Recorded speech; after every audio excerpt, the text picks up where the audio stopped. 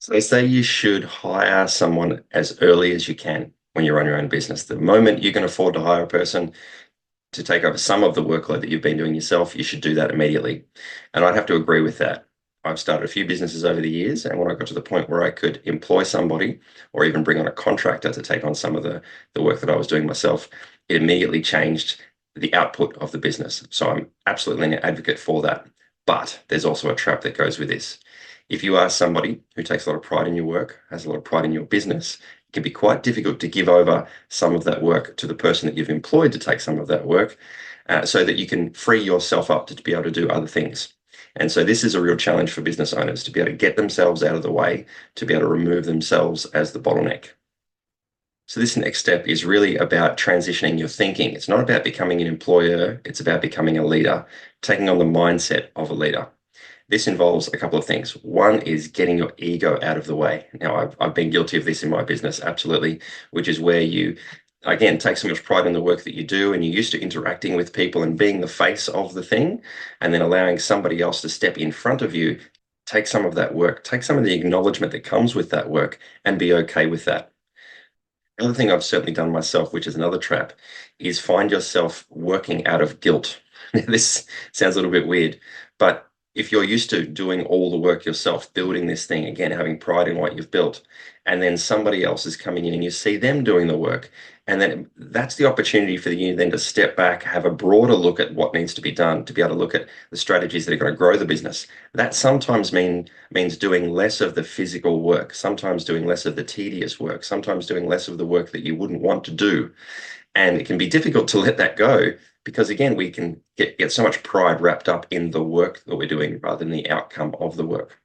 And so, again, removing your ego, you don't have to be the front person, you don't have to be the face, and remove it and trying to get past or over your own guilt around not working as hard as maybe you once did. And I'm certainly been one of those people who've taken a lot of pride in how hard I have worked to get where I am, and recognizing that it's not necessarily the hard hours, the labor, the tedious work that will move the business forward. That all that work still needs to be done. Is why we hire people to help us. Maybe they'll be more efficient at us. In fact, in a lot of cases, what we need to be able to do as a leader is step back and see what needs to be done to develop and implement strategies for growth to get you from where you are now to where you want to go. You've all heard the phrase, you need to work on your business, not in your business. Well, this is a classic example of that. And so if all you're doing is working in your business and then you hire somebody to come in and take some of that work, it's very easy to fall into the trap of just creating more of that work to do. And it's so easy particularly when we talk about things like administrative work, which is sort of the fuel within the engine. It's the thing that moves the machine forward, or in this case, the business forward.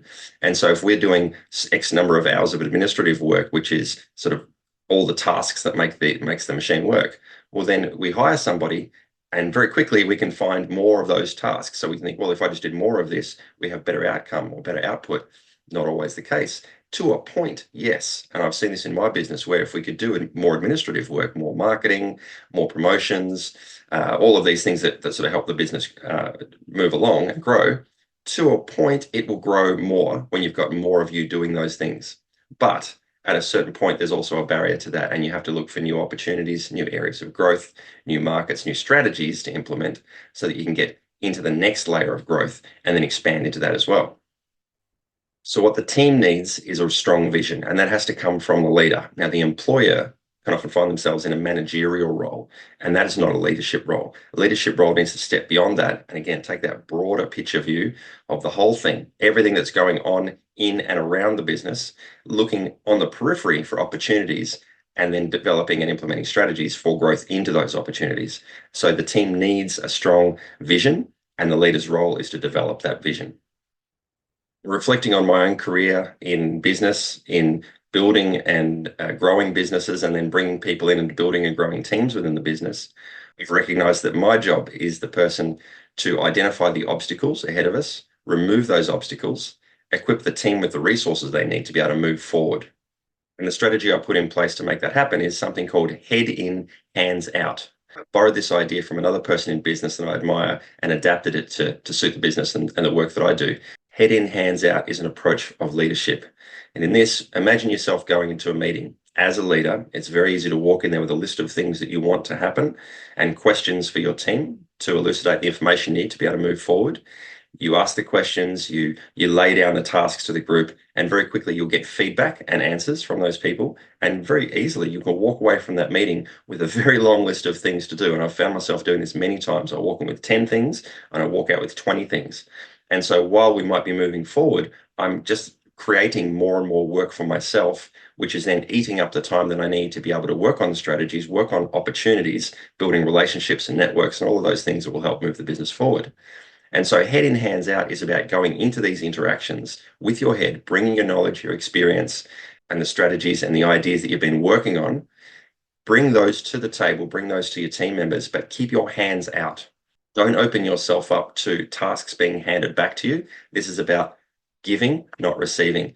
A leader should not be taking more administrative tasks out of those meetings. They should be delegating and, again, resourcing the team to be able to do those things. So head in, hands out is really the strategy that I'm focusing on in my business to try to get it to where I want it to go in the future.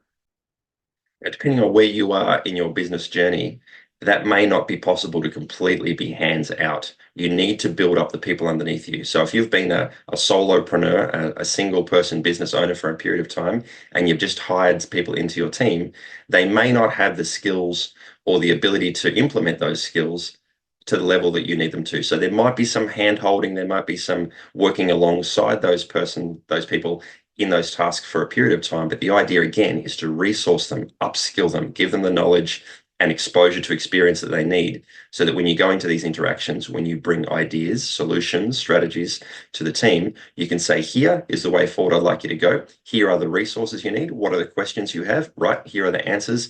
Go, report back to me. And then you have empty hands to be able to move on to and work on the next challenge, the next thing, to identify the next opportunity and implement the strategy around that and move the business forward.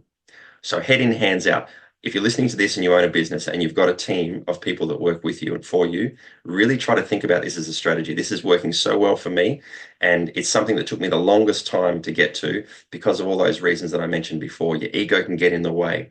The pride that you have around the work that you've done, the guilt that you may have when you see other people doing the work that you once did, all of those things are distractions that make you the bottleneck. Remove yourself as the bottleneck. Head in, hands out.